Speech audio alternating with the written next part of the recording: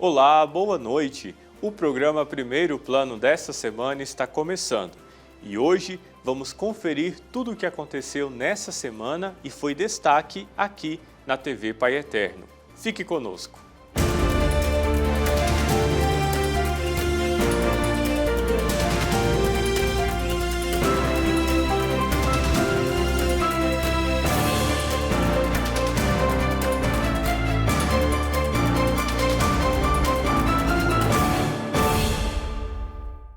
Um assunto importante é que entre maio e junho deste ano, o desmatamento do Cerrado cresceu 15%. A vegetação é o segundo maior bioma do Brasil, cobrindo 2 milhões de hectares e está sendo devastada principalmente por propriedades privadas. Vamos acompanhar a reportagem de Lohane Castro. O vídeo é um flagrante feito pela equipe do Instituto de Pesquisa Ambiental da Amazônia, que é responsável pela plataforma SAD Cerrado, um sistema de alerta de desmatamento do bioma. A maior parte dos desmatamentos que a gente vem detectando acontecem dessa forma, né? Primeiro passa o trator que vai derrubando o cerrado, né? Na Amazônia o desmatamento é um pouquinho mais complexo, porque existem árvores de grande porte, né? No cerrado não tem tanta árvore de grande porte, então pode ser feito dessa forma. Passou o trator primeiro, depois gradeia e pronto. O SAD Cerrado é uma plataforma lançada neste mês, que divulgará a cada 3 meses os alertas de desmatamento no Cerrado brasileiro. O monitoramento é feito via satélite e com inteligência artificial. Nele é possível comparar imagens de anos ou meses anteriores com as atuais e emitir vários alertas. O Cerrado é uma das vegetações mais importantes para o Brasil, ocupando cerca de 2 milhões de hectares e está presente em vários estados do país, incluindo aqui na capital federal. Mas nos últimos meses, ações como essas que vimos no vídeo têm ficado cada vez mais comum, devastando a vegetação nativa, um risco para toda a população. A gente viu um grande aumento no desmatamento. Em relação ao ano passado, por exemplo, houve um aumento de 15% nas áreas desmatadas, no Cerrado.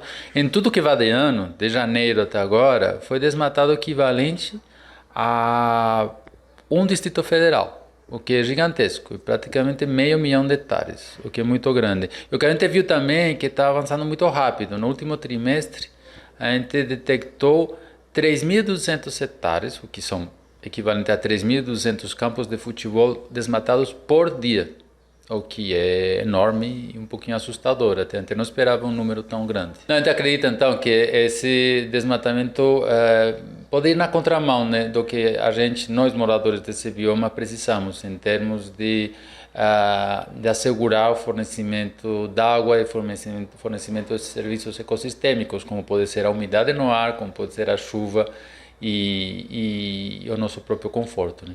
O pesquisador alerta ainda que boa parte do desmatamento detectado pelo SAD Cerrado pode estar sendo feita de maneira legal, por produtores rurais e agropecuários. No entanto, mesmo sendo legal, pode gerar prejuízos irreparáveis no meio ambiente. A lei prevê que o proprietário rural no Cerrado pode desmatar até 80% da propriedade. Isso fora, claro, da área da Amazônia Legal, por exemplo, no Mato Grosso, que a preservação tem que ser de 35%, e também fora de áreas que têm que ser protegidas por lei, né, como beira de rio, como nascente, etc. Então, realmente, boa parte esse desmatamento que a gente está detectando pode ser legalizado. A gente sabe que a maior parte do desmatamento é ou para pastagem ou para cultivo de grãos, né, sobretudo soja. E aí que está um pouquinho o nó da questão, porque a gente sabe que o desmatamento provoca uma mudança no clima e provoca, sobretudo, uma diminuição no regime de chuvas, né? Tipo, a chuva chega menos e chega depois do normal, e isso pode provocar perda de safras, né? E a perda do timing, por exemplo, da semeadura, etc., né? O pessoal semeia esperando que a chuva vai cair em um determinado período. O desmatamento e a ausência de vegetação que vai com a sua transpiração aumentar a umidade no ar, vai fazer com que essa chuva chegue depois e essa semeadura vai se perder. Então aí temos rupturas de safras, etc., que podem ser provocadas. Também temos outros fenômenos, por exemplo, o assoreamento dos rios, né, que vai diminuir os peixes e vai prejudicar também a população rural. A principal consequência do desmatamento está atrelada ao desequilíbrio ambiental provocado pela perda da vegetação nativa. Precisamos olhar e cuidar de nossa casa comum. Agora vamos falar sobre o mercado de trabalho para pessoas com deficiência. Os dados mais recentes da Relação Anual de Informações Sociais dão conta de que as pessoas com deficiência têm emprego formal no Brasil representam apenas 1% dos profissionais contratados em regime de CLT. A Tiara Castilho nos conta mais detalhes sobre esse assunto. Vamos acompanhar. Poliana é consultora de RH em um grande escritório de advocacia em Goiânia, Goiás. Atualmente, ela cuida de mais de 50 funcionários. Graduada em psicologia e pós-graduada em gestão de pessoas, ela conta que já passou por várias empresas. Em algumas delas, foi preciso mostrar para as pessoas que era capaz de desenvolver o trabalho e que a cadeira de rodas que ela usa não interferiria em nada. No início da minha carreira, eu tive que provar muito mais ser capaz. Enquanto uma pessoa com deficiência, você primeiro prova que a pessoa com deficiência pode estar no mercado de trabalho, depois você prova a sua competência. Faz parte ali de um processo seletivo. As pessoas te chamam, nossa, que currículo legal, vamos entrevistar. Quando chega uma pessoa com deficiência, então eu vejo muito que eu, num processo seletivo, eu tenho que encantar o meu recrutador para depois ele levar em consideração todas as minhas competências e habilidades, né? Quando a pessoa olha e fala, nossa, peraí, ela é cadeirante. Aí já vem, eu não tenho banheiro, eu não tenho rampa, não dá para te contratar. E aí eu tenho ido por um outro viés. Então, vamos junto fazer essas adaptações? Há quase 20 anos, Poliana se acidentou e precisou usar a cadeira de rodas. Ela conta que, a princípio, para conseguir emprego era mais difícil. Hoje ela percebe que o mercado de trabalho é exigente. Se a pessoa é ou não deficiente, é necessário partir do funcionário o interesse de se especializar. Eu também, enquanto recrutadora, vejo muito a pessoa com deficiência sem formação necessária, né? É difícil, eu não tenho dinheiro, eu não tenho acesso, mas conclua o seu ensino médio, procure o EJA.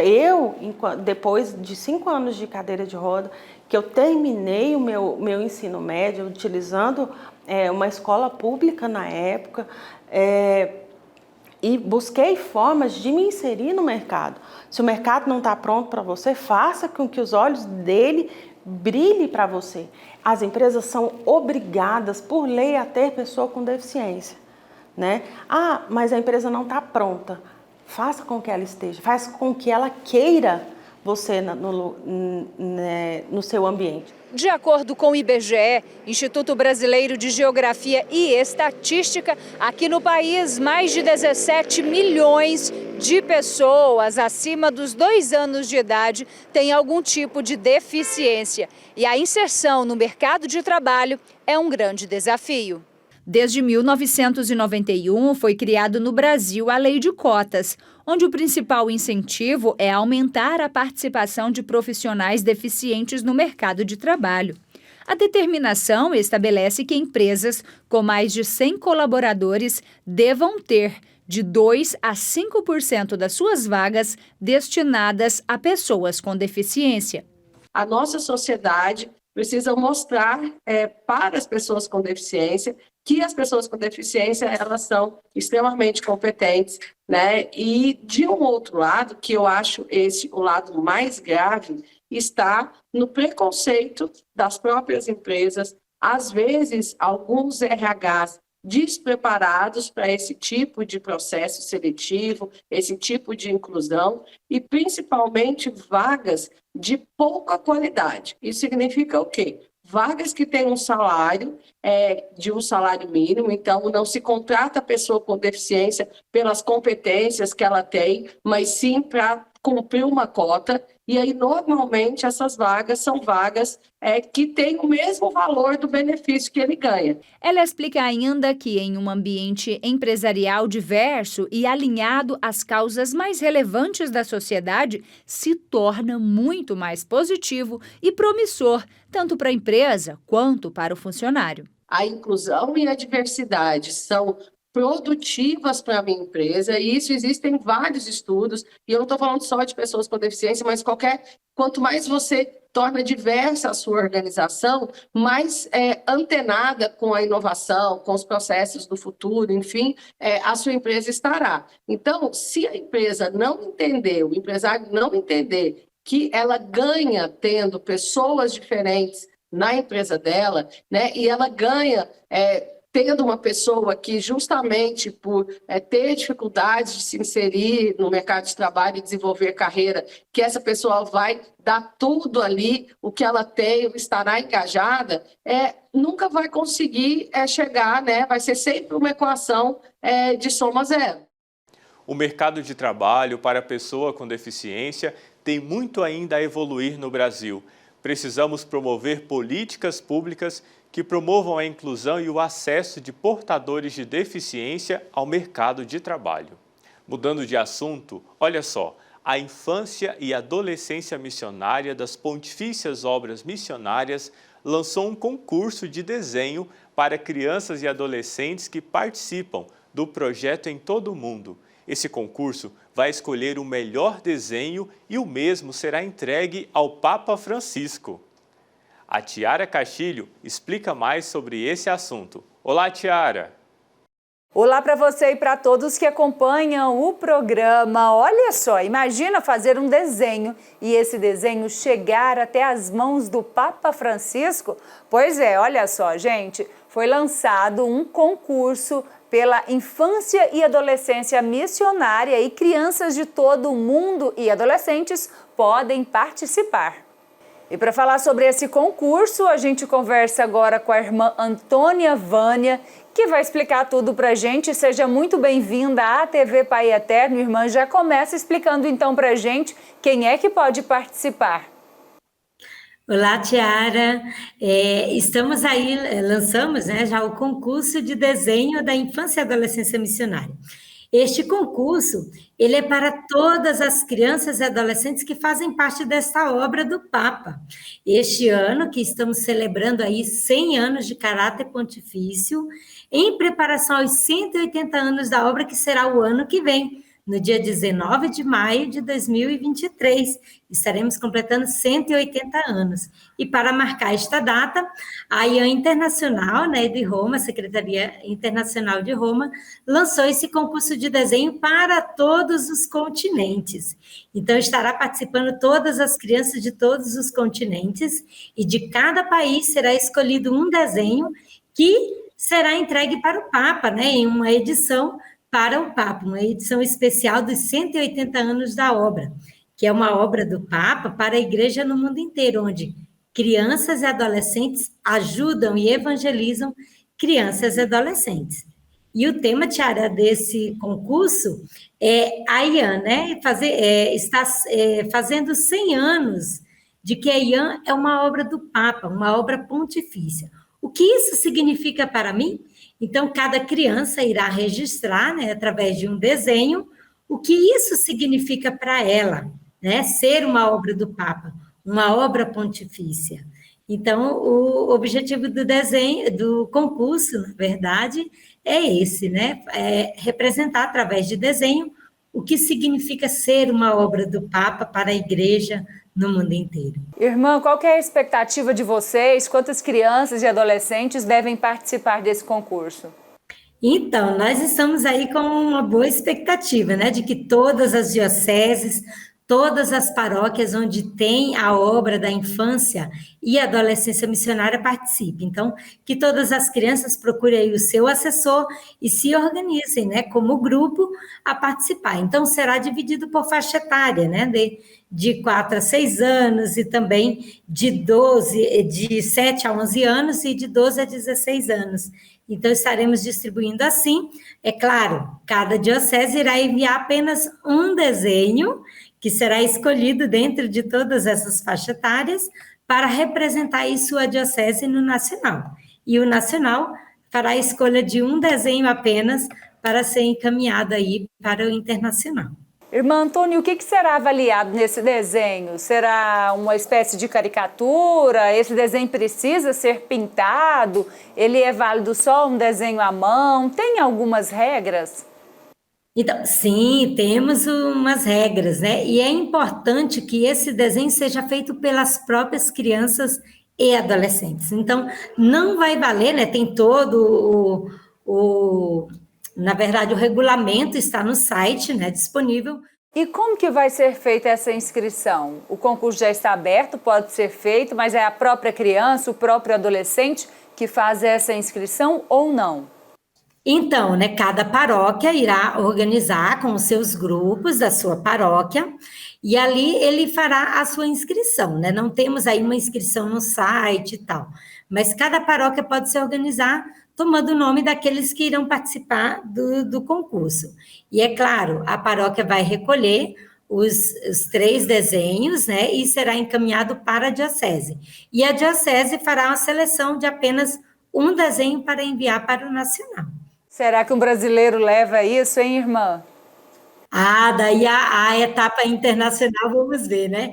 Na verdade, assim, todos os países serão representados com um desenho, né? Então, um desenho do Brasil vai chegar lá em Roma, e esse desenho vai chegar na mão do Papa, né? Então, de cada país vai ser enviado um desenho.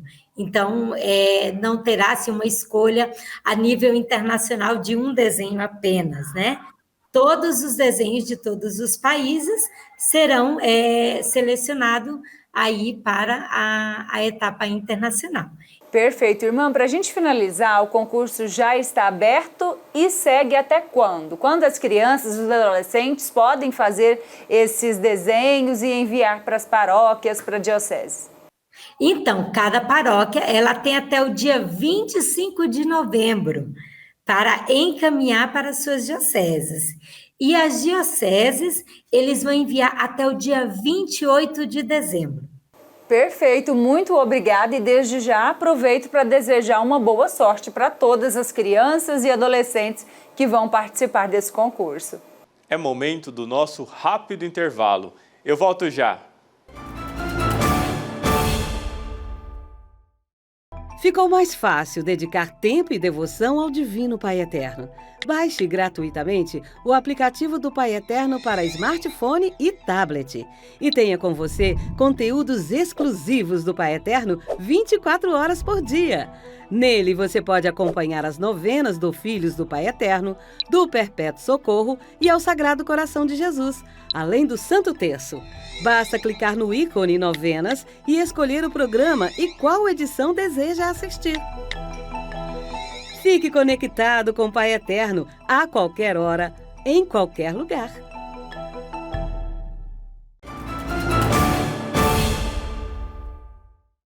Estamos de volta com o programa Primeiro Plano.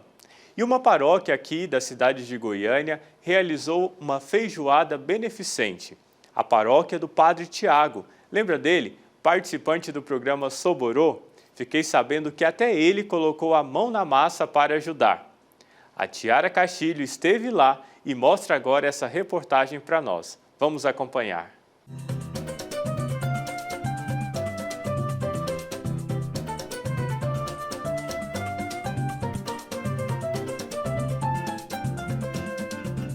Para Para muitos brasileiros, a feijoada é um alimento indispensável na cozinha. O prato agrada muitos paladares. E não foi diferente neste fim de semana na paróquia Nossa Senhora de Lourdes, em Goiânia, Goiás. Aqui o preparo começou cedo e só de olhar esse recipiente é de dar água na boca. A iguaria é um dos pratos mais famosos da culinária aqui no Brasil, que é uma mistura de carnes de porco, feijão e um bom tempero.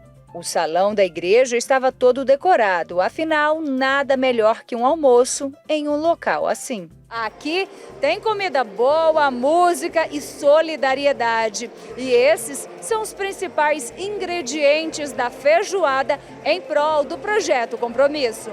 Grande parte foi por doação das pessoas, dos paroquianos aqui da paróquia, e a gente teve que entrar com pouca parte de renda. Foi toda doação, a gente ganhou prêmios para o bingo também, todos dados paroquianos. Enquanto muita gente veio comer aqui no local, outros preferiram levar para casa. O cardápio foi feijoada, arroz, vinagrete, couve, farofa e laranja. O padre Tiago, que é uma pessoa extremamente experiente quando o assunto é a gastronomia, confessou aqui que colocou a mão na massa para preparar a feijoada. Padre, mas qual que é o verdadeiro objetivo desse evento? Olá para o senhor. Então, estamos aqui hoje porque esse evento é em prol da juventude da nossa paróquia, a Paróquia Nossa Senhora de Lourdes. Dentro do processo sinodal que a gente vem realizando desde o ano passado, nós escolhemos os jovens como prioridade da nossa ação pastoral. A juventude que está próxima, a juventude que está afastada, a juventude que vive nas margens da sociedade, nós queremos estar presente. Então, por isso, os jovens foram chegando e no próximo mês vamos realizar um encontro de jovens de paróquia, jovens do compromisso, mais de 80 jovens. Então, nesse evento hoje, a feijoada é para ajudar a realizar todas essas atividades com os jovens. Como você vê, são os jovens que estão aqui hoje, organizando, ajudando, trabalhando. Desde ontem estão aqui arrumando o salão, preparando os ingredientes para a nossa feijoada. Eu estou aqui, assim, dando as coordenadas junto com uma equipe muito boa que já temos aqui na paróquia, a Selminha e sua equipe, e junto com a juventude estamos realizando juntos essa feijoada. Padre, além da feijoada, a paróquia aqui, onde o senhor é o pároco, Nossa Senhora de Lourdes, em Goiânia, Goiás, é um local que promove muitos eventos desse tipo. Explica pra gente qual que é a importância desse evento para a comunidade, para a igreja. Olha, é muito importante porque, em primeiro lugar, qualquer evento é participação, de garantir a participação do povo. Então, o evento em si, seja um evento social, seja um evento pastoral, então envolve muita gente. E uma comunidade paroquial depende não somente do padre, mas de muitas pessoas. Aqui na paróquia de Lourdes nós temos várias comunidades, cada comunidade tem a sua estrutura, mas a gente caminha juntos como a paróquia, como a igreja, com a participação de todos, cada qual ajudando o outro. Então, esses eventos são muito importantes, mas também estamos fazendo muitos eventos de formação, de catequese, de liturgia, de visitas e assim que vai. Parte dos alimentos foram doados pela comunidade. Toda a renda arrecadada será para ajudar nas despesas do evento Compromisso. Nosso evento, ele está sendo preparado, todo em arrecadação para o nosso Encontro Compromisso aqui de Goiânia, a ser realizado no próximo mês de outubro.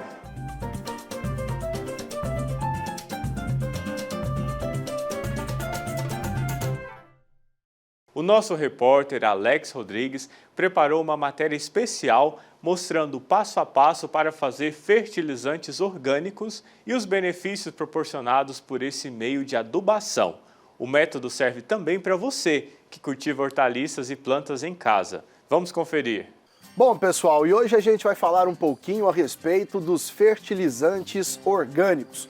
E estou aqui no lugar específico para isso e com alguém que conhece bastante do assunto, o engenheiro agrônomo Ricardo Neves. Ricardo, bom tê-lo com a gente. E eu queria que você explicasse um pouco mais né? Como funciona todo esse processo dos fertilizantes orgânicos? É aqui que começa tudo, né? Aqui que começa tudo, né? Então aqui nós estamos numa área de produção orgânica e nessa área a gente tem como objetivo também desenvolver os fertilizantes que nós vamos utilizar. Nós destacamos aqui agora nesse momento o humus de minhoca. O humus de minhoca que é um fertilizante riquíssimo em todos os nutrientes que uma planta necessita. Então o processo começa aqui, né? Aqui nós temos aqui esse local aqui de produção de humus. O que é que nós utilizamos aqui para essa produção? Esterco de gado é a base, é o alimento preferido das minhocas. E nós enriquecemos esse material com os resíduos domiciliares. Lá em casa, por exemplo, nós geramos em média 7 quilos de resíduos por dia. Então, nosso trabalho aqui também é de trazer isso, porque quanto mais rico for esse material aqui, melhor vai ser esse fertilizante, entendeu? Então, aqui tem casca de frutas, que é um dos alimentos também que é preferido das minhocas, aqui por exemplo a melancia, a borra de café, que nós geramos essa borra de café praticamente diariamente, tá vendo aqui, ó, casca de abóbora, casca, né, de laranja também, né? Né?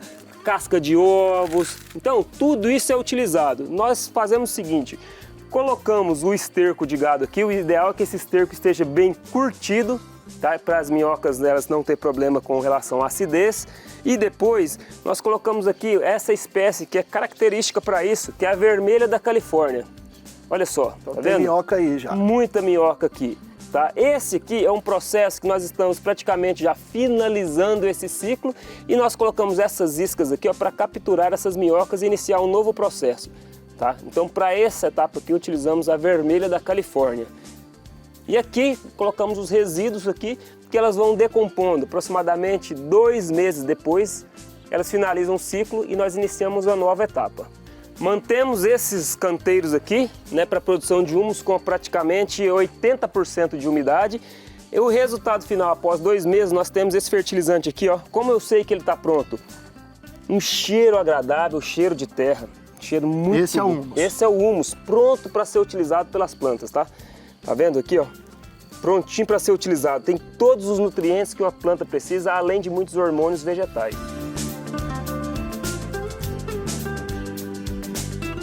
Bom, e a gente acompanhou ali, né, demonstrado pelo Ricardo, a preparação que é feita com o adubo bovino, né, através do esterco bovino.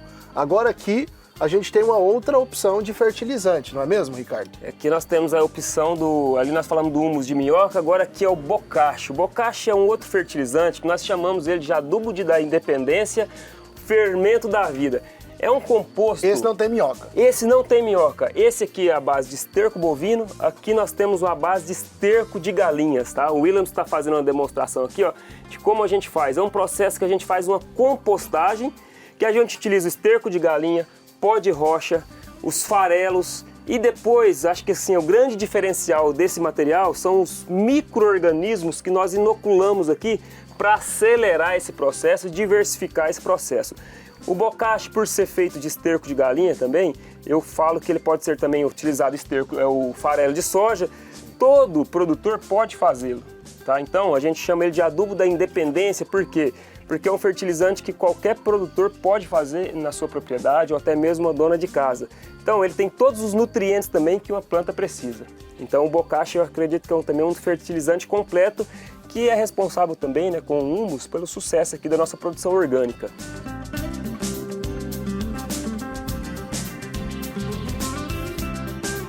Agora eu queria que você mostrasse pra gente o jeito ideal, Ricardo, de fazer essa adubação. Então, depois que o bocache ele está pronto, ele está bem curtido, nós colocamos aqui, geralmente, ó, uma mão, ou seja, 150 gramas. Podemos colocar assim, ó, ao redor da planta, tá vendo? E aqui, ó. Não precisa misturar na terra, Não precisa misturar só por na cima. terra, nesse caso aqui, ó, a gente pode fazer essa, a gente chama até de adubação de cobertura. Se for fazer uma adubação de plantio, você pode colocar ele e misturar com substrato. Nesse caso aqui, que já está feito o canteiro, aqui é um canteiro que todo mundo pode ter em casa, nós vamos distribuindo o bocache, ó, ao redor da planta. 150 gramas, praticamente por cada planta, na medida de uma mão, e está feito aqui, ó. E assim, o efeito dele, nós falamos que ele é gradativo, ele vai sendo liberado aos poucos, isso é uma das grandes vantagens desse produto. Ele é liberado de forma mais lenta, né? E para quem tem cebolinha em casa, o pessoal planta muito, tem também né? Outras hortaliças, tem aquela suculenta, serve para qualquer tipo de planta? Serve para qualquer tipo de planta, frutíferas, para plantas ornamentais, tá? Hortaliças. Eu falo que é um dos fertilizantes hoje indicado para essa e fácil de ser produzido. Ricardo, e aqui a gente vê que vocês aproveitam tudo, né? Até as sobras das hortaliças que se transformam ali no próprio humus, que é aplicado aqui juntamente com o bocashi. Né? Juntamente com o bocashi, ó, Alex, um dos princípios que nós temos da agricultura orgânica é deixar o solo vivo. E outro fundamento importantíssimo da agricultura orgânica é o seguinte: quanto mais equilibrado tiver esse solo nutricionalmente, melhor vai ser a resistência dessas plantas também com relação a pragas e doenças. Então, são dois fertilizantes que deixam esse solo vivo e a planta fica bem equilibrada nutricionalmente. E isso é fundamental porque aqui nós verificamos menos ataques de praga e doença porque a planta está bem nutrida. Então, são dois fertilizantes que deixam essas plantas bem nutridas. Então, aqui é o resultado aqui, ó, tem giló, tem a couve, as abóboras, maxixe, todas pimentas fertilizadas com esses adubos orgânicos. E tudo feito de forma orgânica traz até um sabor diferente. Traz um sabor diferente, nós falamos que são alimentos com alto valor biológico, tá? Então aqui, esses fertilizantes, eles deixam as plantas mais bem nutridas e isso, consequentemente, vem para a nossa alimentação, porque nós fornecemos essa nutrição bem equilibrada para as plantas.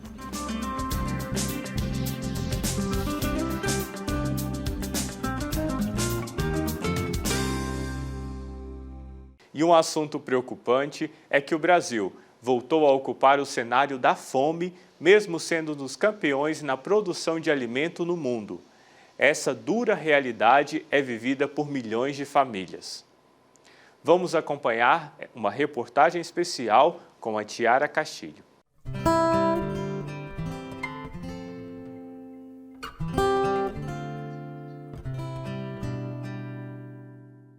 Na casa da dona Ivanete e seu Raimundo, os dois nos receberam com um sorriso no rosto. Aqui eles têm muita gratidão a Deus por estarem vivos apesar das dificuldades. O homem que cuidava da casa, trabalhando, recolhendo materiais reciclados pela cidade de Goiânia, capital de Goiás, teve um problema no joelho. Passou por uma cirurgia há cerca de 3 meses e até hoje não conseguiu andar. Eu já tinha um problema no joelho, minha perna era meio torta, sabe?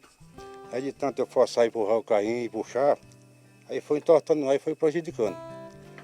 E a gente sem dinheiro também para poder parar, e se parar a gente não come. Eu só vou me operar dessa perna quando eu me aposentar, que aí minha família não passa necessidade, né? E nem vou pedir a ninguém. Aí eu fui, sentei ali, quando eu fui levantar a perna travou. Aí nem para frente nem para trás. Aí minha velha chegou e disse, olha, eu estou aleijado, eu não posso andar para canto nenhum. E aí minha vida disse assim, eu não pude mais trabalhar, aí estou parado, estou inteirando roupa por 40 dias, sem fazer nada. Dona Ivanete conta que trabalhava com o marido, recolhendo materiais reciclados para vender. Como ele está sem andar, ela precisa ficar em casa para cuidar do companheiro. Hoje o sustento do lar está prejudicado. No pequeno quintal, a mulher improvisou um local para fazer o almoço e não é todo dia que tem comida para fazer. Agora, esses dias está faltando tudo. Antes de ontem eu não fiz almoço, deixei para fazer a janta, porque meu arroz está só um pouquinho na vasilha. Não tem não. E agora o esposo da senhora não pode sair, aí fica mais difícil? Fica mais difícil. Ontem eu queria lavar uma roupa, mas eu não tinha o sabão. Aí foi obrigada eu pedir. Eu pedi o sabão para me lavar minha roupa e para me lavar minha louça, que eu não tinha, nem sabão nem bombril. E a realidade é essa que nós estamos vivendo agora. E esse aqui é o interior da casa. Aqui, um único quarto onde dormem as 3 pessoas. Um pequeno banheiro para a família fazer a sua higienização. E neste lugar é a cozinha, a área de serviço e também a sala. Vou mostrar um pouco da realidade aqui, ó. A geladeira praticamente só com água. Tem uma opção ali de comida, ovos, que a família confessa que ganhou essa semana e é preciso fazer um verdadeiro malabarismo para tentar sobreviver. O casal cria uma neta que mora com eles. Todos são do estado do Pará e vieram em busca de melhor qualidade de vida na capital de Goiás. Não está fácil para eles viverem essa situação, sem conforto, sem trabalho, sem ter ao menos comida na mesa todos os dias. Mas seu Raimundo está otimista para melhorar a situação e voltar a recolher materiais descartáveis. E se eu tivesse com minha saúde, eu estava bem. Toda semana eu tinha meu dinheiro, sabe? Na reciclagem mesmo, eu trabalho em mais de ano. Daí, quando eu cheguei aqui, eu trabalho com reciclagem.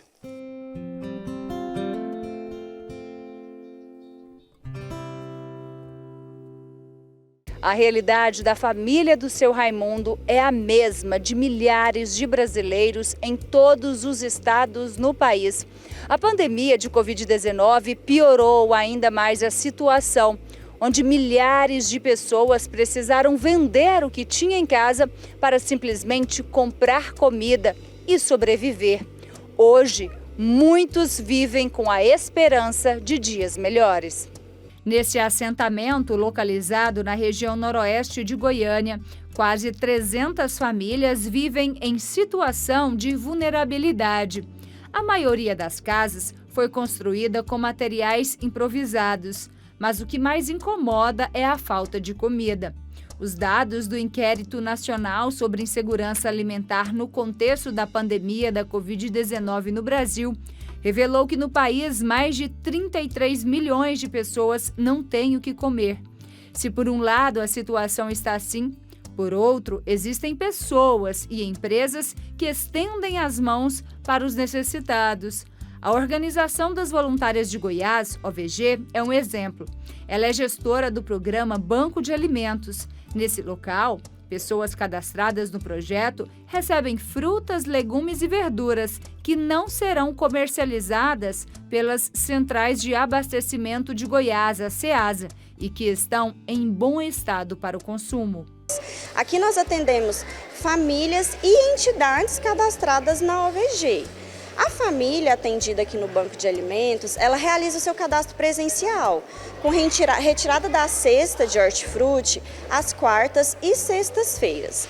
As entidades sociais cadastradas, elas retiram esses alimentos de segunda a sábado no período vespertino.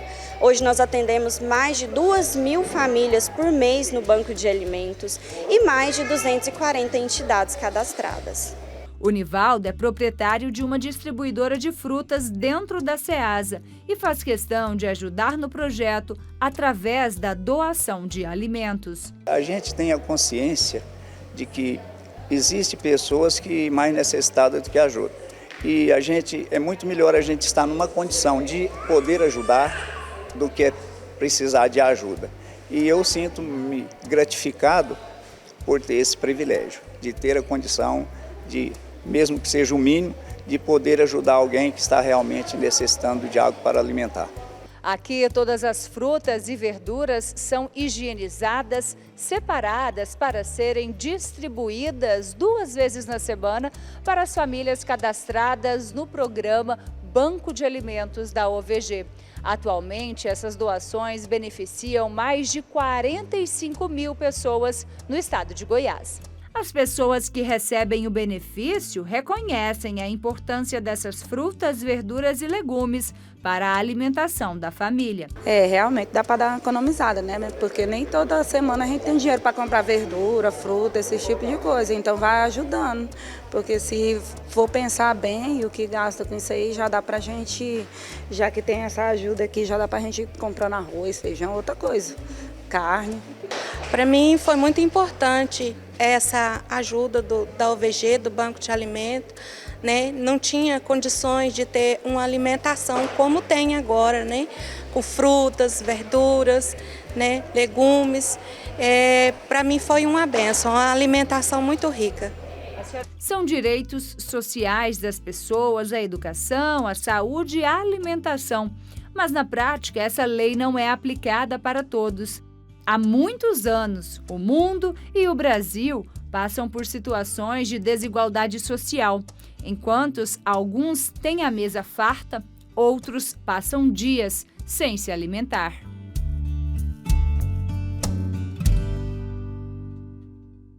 É momento do nosso rápido intervalo. Eu volto já. Ficou mais fácil dedicar tempo e devoção ao Divino Pai Eterno. Baixe gratuitamente o aplicativo do Pai Eterno para smartphone e tablet. E tenha com você conteúdos exclusivos do Pai Eterno 24 horas por dia. Nele você pode acompanhar as novenas do Filhos do Pai Eterno, do Perpétuo Socorro e ao Sagrado Coração de Jesus, além do Santo Terço. Basta clicar no ícone Novenas e escolher o programa e qual edição deseja assistir. Fique conectado com o Pai Eterno a qualquer hora, em qualquer lugar.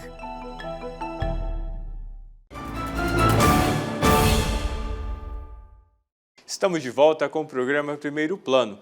E o apresentador da TV Pai Eterno, Wilker Oliveira, conversou sobre insegurança alimentar com o representante no Brasil do Programa Mundial de Alimento das Nações Unidas e diretor do Centro de Excelência contra a Fome, Daniel Balaban.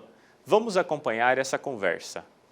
Segundo o levantamento da Rede Brasileira de Pesquisa em Soberania e Segurança Alimentar, 3 em cada 10 famílias brasileiras tiveram dificuldade para comprar alimentos e precisaram reduzir a quantidade de algum item. Eu vou conversar agora sobre esse assunto com o representante do Brasil, representante no Brasil do Programa Mundial de Alimentos das Nações Unidas e diretor do Centro de Excelência contra a Fome, o Daniel Balaban. Ele está conectado aqui com a gente. Seja bem-vindo, obrigado pela sua participação no Santo Café. Bom dia. Bom dia, é sempre um prazer conversar com vocês. Queria que o senhor começasse avaliando essa situação. A gente pode dizer que a realidade aqui no nosso país piorou nos últimos anos? Infelizmente, não é algo que nós gostamos de falar, mas a realidade piorou. No Brasil, ele foi, durante muito tempo, um país exemplo no combate à fome, no combate à insegurança alimentar e nutricional. E, infelizmente, nos últimos 5, 6 anos, o país voltou àquele mesmo patamar do final do século passado, com muita gente, como a própria reportagem mostrou, mais de 33 milhões de pessoas que agora, nesse momento, não têm café da manhã, não têm alimentos para si e para sua família. E isso é uma situação extremamente dura, né? Como mostrou a reportagem, porque as pessoas se sentem culpadas até pela situação. Elas não são culpadas, elas são vítimas de uma situação criada pelo próprio país. O que pode justificar, então, esse retrocesso tão grande? As políticas públicas, todos os países que tentam acabar com a insegurança alimentar e nutricional, com a fome, eles têm que fazer através de políticas públicas consolidadas e duradouras. O Brasil começou a fazer essas políticas públicas, muitas das políticas públicas brasileiras ainda serviram até de exemplo para outros países estão hoje fazendo políticas que foram iniciadas aqui no Brasil, mas infelizmente o país achou que já tinha resolvido, e essa questão nunca está resolvida. Ela tem que ser sempre através de políticas perenes, com continuidade. Então, quando achou que tinha outros problemas pela frente, né, crises econômicas, crise política, e parou de investir em políticas de proteção social, em políticas de fomento à agricultura familiar, em políticas de segurança alimentar e nutricional, isso fez com que voltasse, né, o crescente número de pessoas abaixo da linha da pobreza e que não tem condições de acesso aos alimentos. O Brasil é um país que tem alimentos. O problema dele é o acesso aos alimentos a essa camada da população. E a gente viu na reportagem se falar sobre a questão do desperdício. Então a gente tem alimento, tem também desperdício de alimento enquanto pessoas estão passando fome. Isso também é um agravante, né? Exatamente, o Brasil está entre os países que mais desperdiçam alimentos no mundo, é bom que a gente fale isso. São 26 milhões de toneladas de alimentos que todos os anos são desperdiçadas, são perdidas. E quando a gente fala de desperdício de alimento, nós temos que lembrar que para produzir o alimento foi utilizada terra, foi utilizada água, foi utilizado o trabalho humano, foi utilizada energia, tudo isso vai para a lata do lixo quando a gente joga 26 milhões de toneladas. Só para vocês terem uma ideia, essa quantidade de alimentos que o Brasil desperdiça daria para alimentar toda a população de uma maneira tranquila, com 3 refeições ao dia e ainda sobraria alimentos. Então, isso é algo que nós não podemos mais aceitar nos dias de hoje, que a gente desperdice tanto alimento num país com tanta gente precisando. Na prática, quais as consequências do Brasil ter voltado para o mapa da fome? Isso é terrível, porque todo país que quer ser considerado desenvolvido, ele não pode ter um contingente enorme de pessoas que não têm alimentos no próprio país. Eu acho que a principal função do Estado é exatamente zelar pelo bem-estar da sua população. No momento que nós temos mais de 30 milhões sem ter acesso aos alimentos, é porque algo está errado. Então, isso faz com que a própria imagem do país seja prejudicada no exterior. Por quê? Porque é um país que produz alimentos. Ele não é um país que tem carência de alimentos, como alguns países africanos que eu trabalho e que vejo. Lá eles não têm produção de alimentos, né? Lá eles têm conflitos, lá eles têm desastres naturais, às vezes um terremoto, às vezes uma seca. O Brasil não tem nada disso, né? Então não é possível que nós aceitemos como normal, vendo que um irmão, uma irmã nossa está agora sem ter alimentos, quando a gente tem uma abundância de alimentos nesse país. E a pandemia da Covid, ela piorou essa situação em que medida? Até onde nós podemos responsabilizar a pandemia por esses números tão alarmantes e tão assustadores?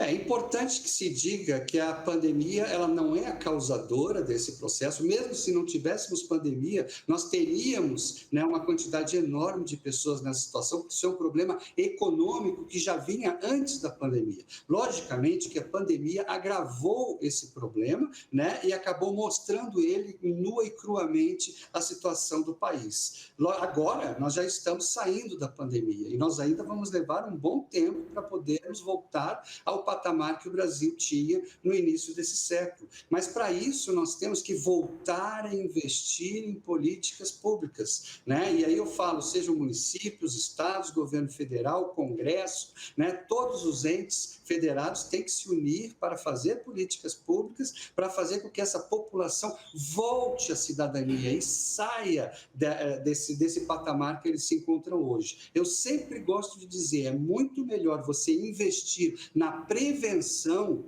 da fome, na prevenção da extrema pobreza, do que você ter que arcar com os custos provenientes da fome e da extrema pobreza, que são muito maiores e muito mais onerosos para o país. É sobre isso que eu queria falar agora. Então, quer dizer que a situação da pobreza, a situação da fome, ela não é um problema especificamente das pessoas que estão sofrendo com isso. São muitas pessoas, mas às vezes a gente, por não estar passando por essa situação, a gente deixa de lado, a gente não pensa sobre isso, não critica e não questiona essa situação. Mas a gente tem que pensar nisso como um problema de todos, né? Exatamente. A gente tem que parar de julgar o próximo. A gente tem que parar de achar porque a pessoa está nessa situação, ela não trabalha, ela não quer trabalhar. Todas as pessoas passam por problemas durante a vida. Se nós estivéssemos no lugar dessa pessoa que está agora com os problemas que a própria reportagem mostrou, poderia estar numa situação muito pior. A gente tem que parar de julgar. Ao invés de nós julgarmos o próximo, vamos nos colocar no lugar do próximo e vamos pensar como que nós reagiríamos se nós estivéssemos com uma situação como essa. Então, para isso, nós temos que começar a ajudar uns aos outros, parar de culpar. As pessoas não são culpadas. A culpa de tudo, né, é da estrutura da sociedade que permite com que essas pessoas fiquem desassistidas. O que nós temos que fazer é criar um sistema e uma estrutura que assista as pessoas. Se hoje os países nórdicos, os países desenvolvidos pararem de fazer políticas públicas, eles também vão ter a volta da fome. Então é exatamente isso. Nós temos que investir em políticas públicas para que nós protejamos os nossos cidadãos. Se nós não fizermos isso, nós vamos aumentar esse contingente e vai ser uma tristeza muito grande ver um país tão rico como o Brasil nessa situação. Não quero entrar aqui em discussão política, mas recentemente o ministro da Economia, Paulo Guedes, disse que não existe fome para valer no Brasil por causa do Auxílio Brasil, aquele benefício de R$600. O presidente já falou isso também. Isso mostra uma realidade na cabeça deles descolada da realidade que a gente vê no dia a dia das pessoas. Isso também representa um problema e pode ser um dos motivos para que tanta gente esteja vivendo essa realidade? A falta de sensibilidade e a falta dos governantes, das autoridades entenderem qual é de fato a realidade do povo? Algo que eu aprendi na minha vida é que nós só podemos resolver um problema quando a gente sabe que existe o problema. Né? Enquanto a pessoa bebe todos os dias e sempre diz assim, não, eu não sou alcoólatra, ele não reconhece, ele nunca vai se curar. Ele só se cura quando ele reconhece que ele tem um problema. Então é o mesmo caso do país. O país tem que reconhecer que hoje está com um problema estrutural, uma quantidade enorme de pessoas abaixo da linha da pobreza e que mesmo os auxílios, eles não estão sendo efetivos. Por quê? Porque existe uma camada enorme da população que a gente chama dos invisíveis, que não tem nem acesso a esse auxílio. Eu conheço muitos que não sabem nem como se cadastrar e nem sabem como conseguir esse auxílio. Enquanto isso, existem outras pessoas que não necessitam do auxílio e que acabam conseguindo. Então, o país tem que hoje olhar bem a quantidade de pessoas, onde elas estão, né, e fazer com que a cidadania chegue a essas pessoas. O auxílio, ele é importante porque ele ajuda a tirar as pessoas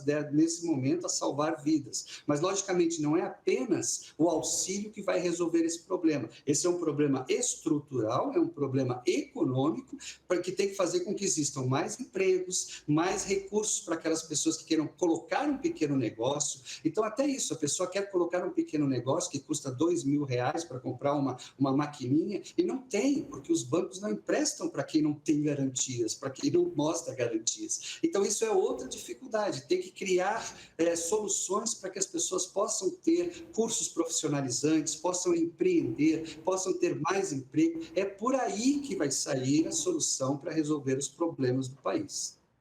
Tá certo. Daniel Balaban, representante no Brasil do Programa Mundial de Alimentos das Nações Unidas e diretor do Centro de Excelência contra a Fome. Muito obrigado pelo seu tempo aqui com a gente, por tratar com a gente sobre esse assunto tão importante que a gente precisa sim, se atentar e falar sobre para a gente tentar mudar essa realidade aí. Até uma próxima oportunidade, viu? Muito obrigado. E o programa Primeiro Plano deste dia chega ao fim. Espero que você tenha gostado dessa nossa edição. Uma ótima noite e até breve.